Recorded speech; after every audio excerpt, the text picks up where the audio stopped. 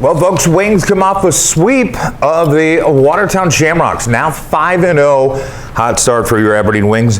And, of course, head coach Scott Langler is joining me. My name is Jay Klein-Connect. Coach, you come away with the home opener here at the Odde Ice Center, winning 4-2, and then going over to Watertown with a little home and home, and win 3-0 over there. Cunningham playing very strong between the pipes, a huge shutout on Saturday night, and some big saves. And he's reminiscent of some other goaltenders we've had here at the Odde Ice Center and with the Wings. One particular reminds me of Matt Vernon in a lot of ways. Very athletic and makes big moves, all kinds of great things that he's got going on. You're being physical, you're wearing teams down, you're doing a lot of things the right way. And wins are wins. You got to love those, whether they're on the road or at home, but certainly the home opener on a big night. Starting the season and stringing those bunch of them together is a fantastic start to the season, even though it's very early, obviously. What are your overall thoughts? What do you take away from a weekend like that? Well, I think there was a lot to learn in those two games. I mean, we got ourselves into some penalty trouble there in game one. We spent a lot of the second half of the game killing penalties, which had to do with our slow start on Saturday. I'm pretty sure, with our energy level. But we are a physical team, but we don't have we don't need to be in the box taking lazy penalties. And I thought some of those were lazy, but. We got out of the gates really good at home, and were able to give us a good enough lead to win that hockey game. And then obviously you go into Saturday, and that was probably our worst first period of the season. We just they came out with a lot of energy as we knew they would, being in their own facility, but we just didn't have a whole lot of answers. And obviously Cunningham had to hold us in there a little bit with some of those grade A opportunities. But again, we stayed patient. We got better as the game went on. Our second period was better. Our third period was really good, especially defensively. And, we found a way to win those games. Well, that's all that's important, finding a way. You and I have talked over the years many times about the fact that they don't have to be ugly or they don't have to be pretty. Sometimes they are ugly, especially on the road. But either way, you end up with a sweep of the Shamrocks. And, and their building was pretty darn full. They had a whole thing going on with the Hunter Orange, Blaze Orange. I don't know if I thought maybe it was like a Rooster Rush kind of thing, like how Aberdeen does. It's like a promotional tourism thing. Or if it was specifically designed because the Aberdeen Wings and the Pheasant and Winger and everything. Either way, the Wings shut them down. So that was pretty cool. We're going to talk about North Iowa because they're coming up next week. So that's coming up in just a moment here. But before we get there, I wanted to talk a little bit about, the captains that were named at the end of last week. And when you have, a captain in Backel and Moxham as, with the A on his sweater, and of course Nick Comfort, what do these guys bring to the table? Because it's a funny thing, and I mentioned this actually on social media. I kind of saw that coming just from the showcase, just watching the boys and how they'd go back. So what do we need to do with this? What do we need to do? They were going to them for so much of that leadership and so much direction that I kind of felt like that was probably the direction it was going. But as a coaching staff, what goes into those decisions? And I know every year I pretty much ask you this, but it's always interesting to hear your perspective on what these guys bring to the table. I think there's a lot that goes into it. We took almost 2 months to figure out who was going to rise to the occasion with those spots, and we like to watch and see the interaction, and then you got to look at their on ice. Are they guys that are going to contribute every night with their work ethic? And these guys popped up multiple times since the start of training camp, and obviously you have two guys in there that have been with us back over 3 years. Comfort for going on his third year and a half, 2 years. So they know what it's like. They know how I am. They know what my expectations are, and I think they're a good group. Cade comes in. He was the captain of his team last year, and he's just been fantastic to have around. He's just got that leadership in him. You know, some guys just have it, and he certainly does. And then you watch his on ice, you know, how hard he works from shift to shift, and taking pride in penalty kill and being on the power play. Just things that he's earning. He's earning all that. He's not asking for anything, and I really like that in Cade.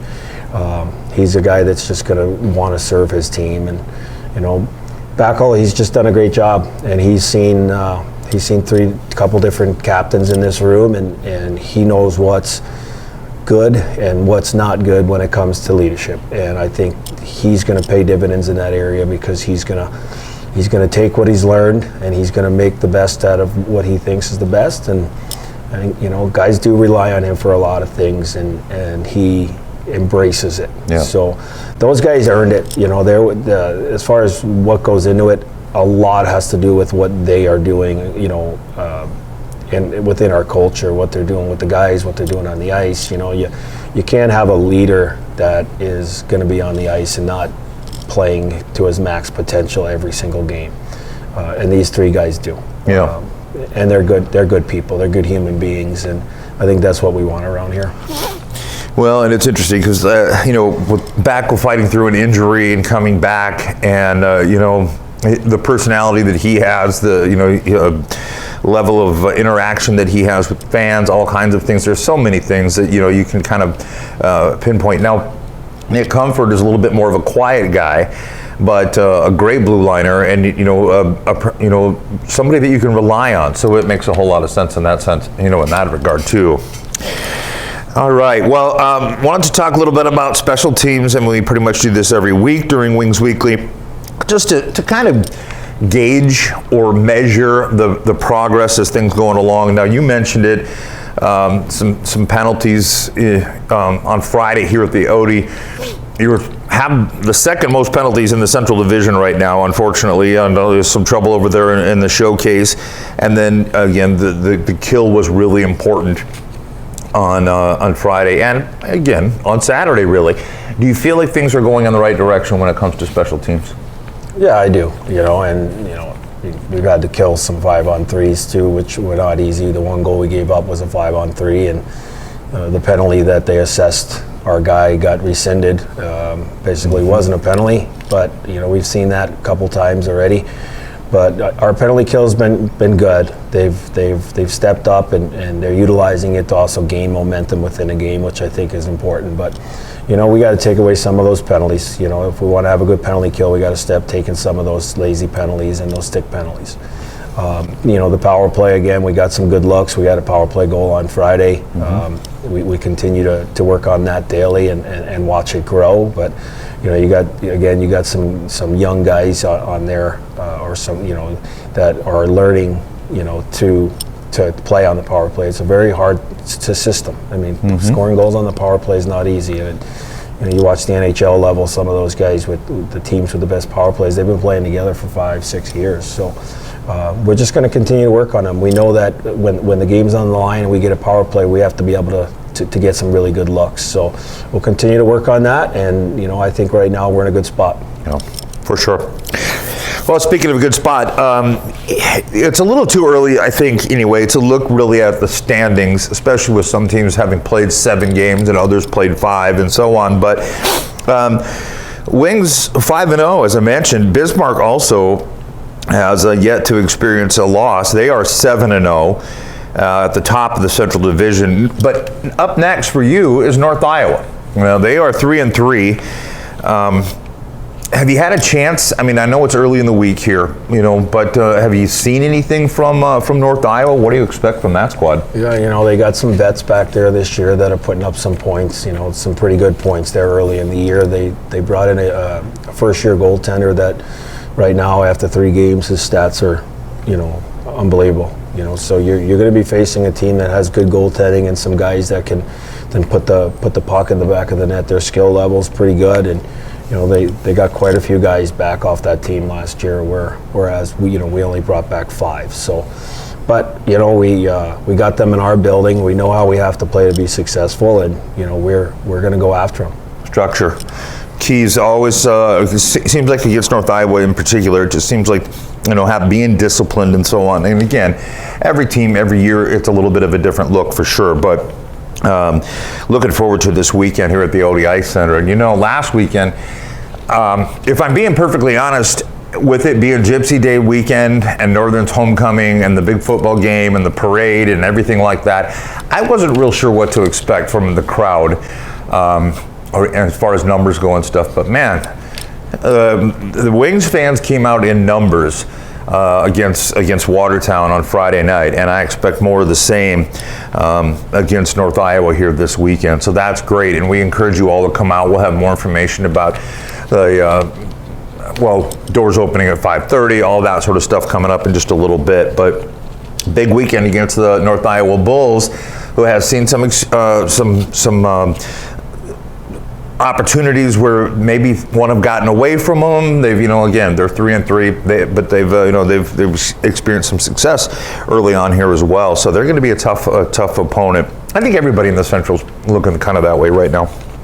And that even goes for Watertown. I've said this before. Something about them just seems like they're kind of tough to play against, but that's just kind of my take. But anyway, Coach, as always, thank you for joining us here on Wings Weekly. And it's great for fans to be able to hear what your thoughts are, to be able to hear your perspective, because as a casual fan, maybe they don't see things quite the way you do. You and your wife and I have talked about this actually. She said, well, Scott sees the game differently than I do. I go, Tiffany, pretty sure Scott sees the game differently than everybody. So there's that.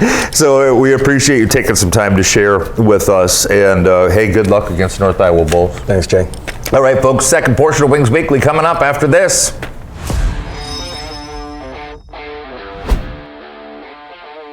Pro Ag Supply leads the game with channel seed, liquid fertilizer, and tanks. With 3 generations of family service, we've spent over 40 years growing relationships with your family. So whether it's game day or planting day, Pro Ag Supply and Channel Seed are by your side. Pro Ag Supply. L&O Transport and Farm wants you. They're currently hiring Class A CDL truck drivers and farm operators. Experience preferred, but not necessary. L&O offers great benefits like a 401k, 100% health, and year-end bonuses. Pay depends on experience, but wages are very competitive. They run the newest late model equipment and take pride in what they do. L&O Acres and Transport is a family-run business. Come be part of the L&O family. Give them a call at 605-226-0732. Second portion of Wings Weekly continues on, and as I mentioned earlier, I'm Jay Kleinknecht. This is our player today, and it is Jibber Kuhl. Plymouth, Minnesota is where he calls home. Jibber, your nickname given to you by your dad because you were a jibber jabber when you were young. I found that out last year. Yeah. Very cool. Love that. By the way, your parents, very wonderful people. I've had a chance to meet them at the showcase. Both of them incredibly nice. Is that where you got your start? Was there, when we probably covered this last year when you were on the show, but sometimes maybe somebody didn't watch it or didn't see it, whatever else. Tell us a little bit about how you got going in hockey. Well, I was at the Minnesota State Fair, and there's this kind of event going on with the Wild, and I just kind of picked up a stick, started shooting pucks, and told my mom and dad I wanted to start playing hockey, so they put me on the lowest hockey you could possibly do, and it was outside, it was freezing, and I loved it, so of course I stuck with it, and here I am. That's funny, because when I started playing hockey, I'm old, all right, but we literally practiced outside with chain link fence around, no glass or anything like that, and it was freezing. Like we'd have to wear gloves on, inside our gloves and stuff like that. And my dad hated it. He was not a hockey guy. He hated hockey and hated having to freeze his butt off and stuff. But so a little bit of a different start, that's for sure. Yeah. And not, but yeah, that was, I can remember. Well, that's a long time ago here in Aberdeen. But anyway. Okay, so,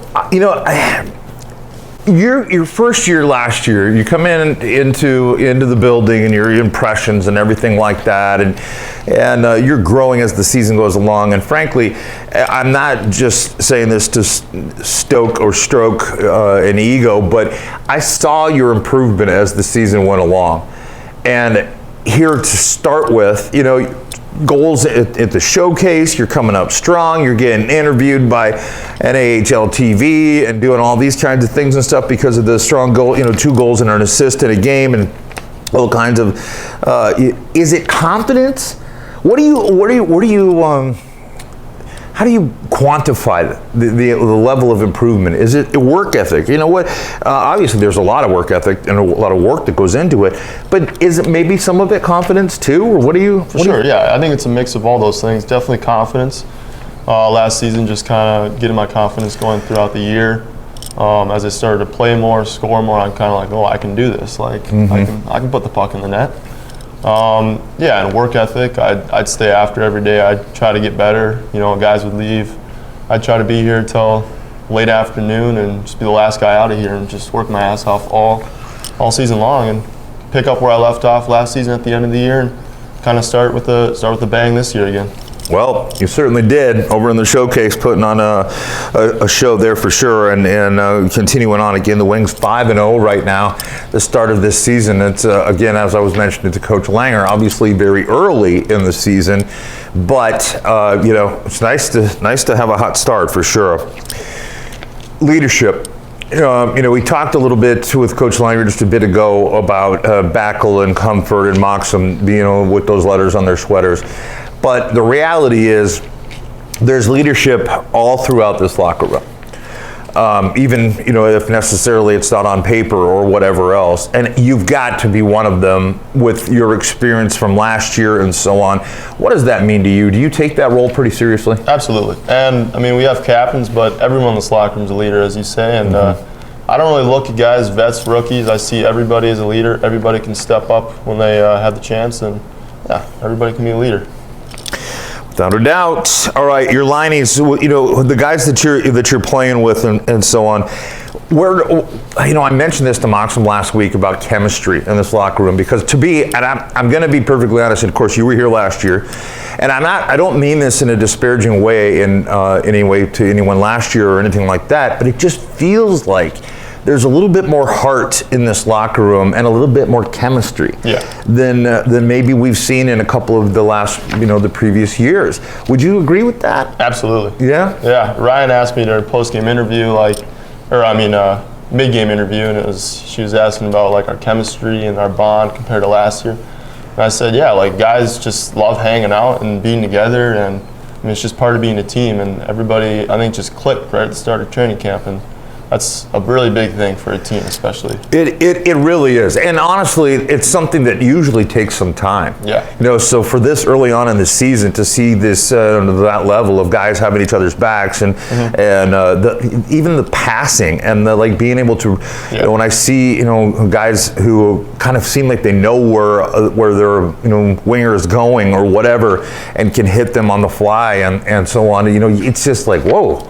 This looks like a team that's in mid-season for them, it's fun too. Yeah. It's fun to do that. Oh, for sure.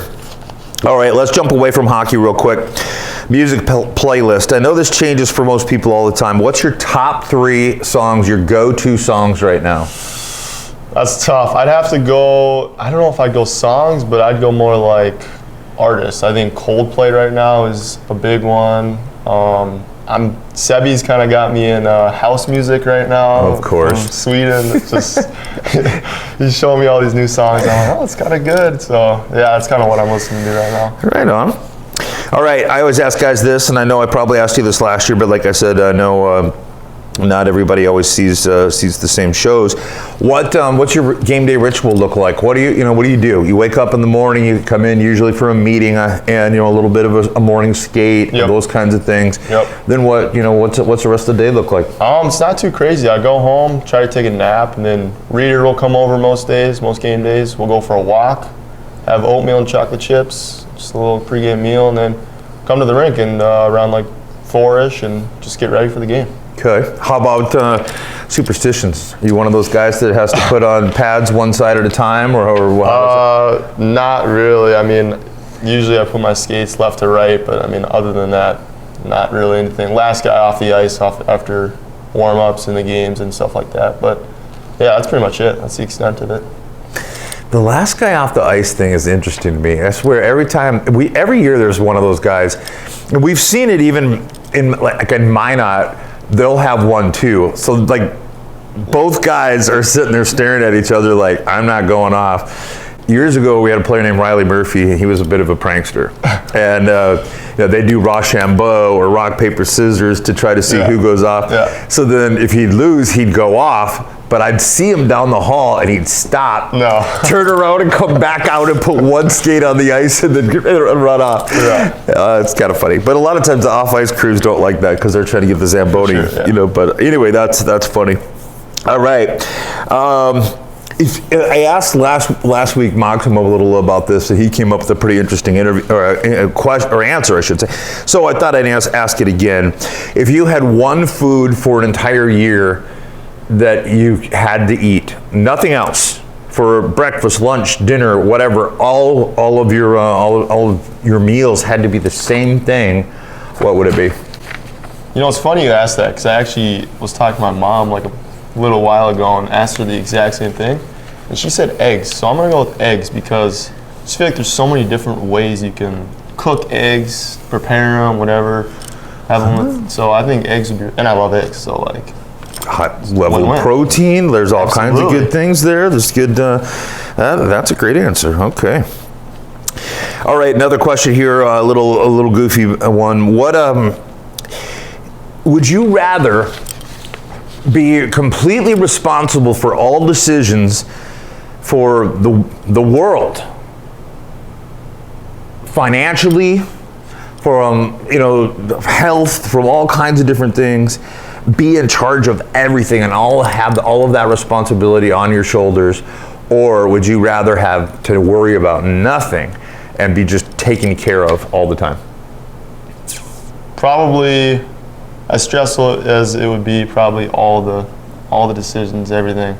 I like having it in my control, and I always tell people. That'd be tough though. I always tell people these boys are alpha males. Every answer, I swear, every time I've asked that question, it's always the same. Nobody's like, please take care of me.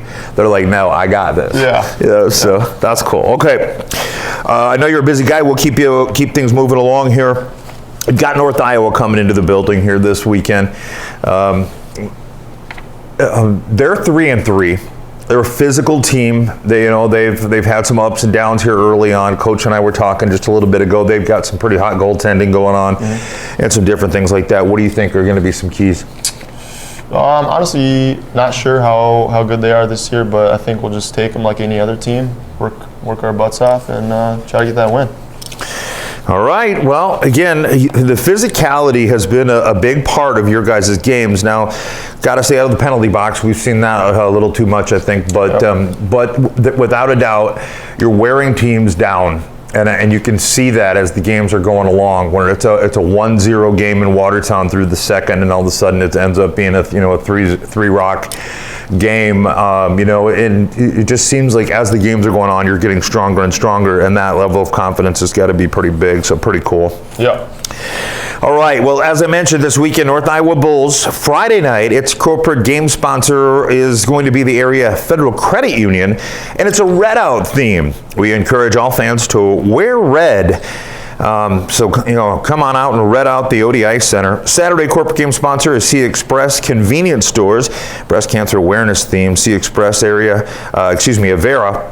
And the Wings have teamed up to help fight the battle against breast cancer. Post-game party with the team at City Lights Bar and Event Center on South 2nd Street in Aberdeen. So come on down there. The team will be able to grab some food and eat, and maybe get a chance to talk with some of the fans, some autographs, things like that. Tickets available at tickets.aberdeenwings.com or at any of the Sea Express locations with additional purchase, a discounted rate. Next weekend, the following weekend, will be Friday and Saturday, October 18th and 19th at the Minnesota Mallards. First trip over to Forest Lake to take on the Mallards, who played yesterday and got beat by Austin, but a pretty close game. Sponsorships and reserve season tickets are now available for the 2024-2025 season. Call Aaron at 605-380-5852 for more information. And for all the latest news and information on the Wings, visit AberdeenWings.com or follow us on Facebook, Twitter, and on Instagram. All right, folks, that's pretty much going to do things for this week's Wings Weekly. Jibber Kuhl, once again, thank you so much for joining us. You're off to a great start here, and looking forward to seeing you continue to grow your game and be a leader on this team. Thanks. Thank you for having me on. You bet. All right, folks, that'll wrap up this week's Wings Weekly.